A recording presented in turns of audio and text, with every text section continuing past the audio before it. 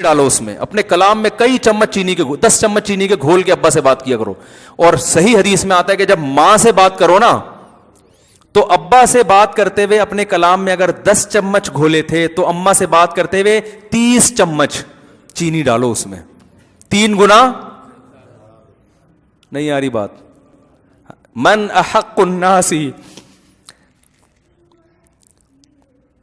صحابی نے رسول صلی اللہ علیہ وسلم سے پوچھا من احق الناس بحسن خلقی، یا رسول اللہ سب سے زیادہ اچھے اخلاق سے کس سے پیش آؤں میں بات کروں؟ صرف بات نہیں، پیش، لب و لہجہ بھی نرم، اور جو آپ کے چہرے کے اور بازوؤں کا جو ایک جو اثر ہے نا اس میں بھی مٹھاس، ہر چیز میں مٹھاس. تو صحابی نے پوچھا یا رسول اللہ سب سے زیادہ کس سے اچھے اخلاق سے پیش آؤں؟ آپ نے کیا فرمایا؟ اپنی ماں سے. انہوں نے کہا یا رسول اللہ ثم من، ماں کے بعد کون ہے؟ یہ نہیں پوچھا کہ اور بھی ماں کا حق ہے، ماں کے بعد والا نمبر بتائیں کس کا ہے. آپ نے فرمایا امک، اس کے بعد بھی تمہاری ماں. کیا مطلب؟ جتنے چمچ چینی کے ماں سے بات کرتے ہوئے اپنے کلام میں گھولے تھے نا، اب جو چینی کے کچھ چمچ باقی رہ گئے ہیں وہ بھی کس میں ڈال دو، وہ بھی ماں سے کلام کرتے ہوئے اسی میں گھول دو. صحابی نے تیسری مرتبہ پوچھا ثم من، یا رسول اللہ اس کے بعد تیسرے نمبر پہ کون ہے؟ بلاغت دیکھو یار کلام کی. صحابی یہ یعنی گویا بزبان ثم کا مطلب ہوتا ہے اس کے بعد، یعنی گویا صحابی کہہ رہے ہیں یا رسول اللہ ماں کا حق پتہ چل گیا، ماں کا نہیں پوچھ رہا، اب ماں کے بعد والا بتائیں مجھے. لیکن نبی ان کے سوال کو کیا کر رہے ہیں؟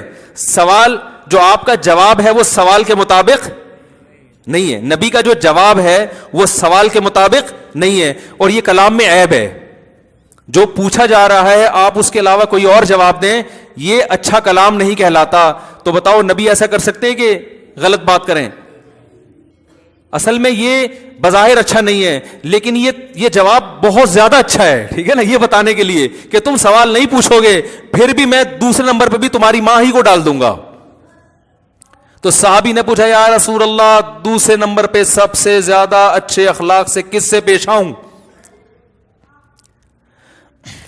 آپ صلی اللہ علیہ وسلم نے فرمایا امک، دوسرے نمبر پر بھی کون ہے؟ ماں.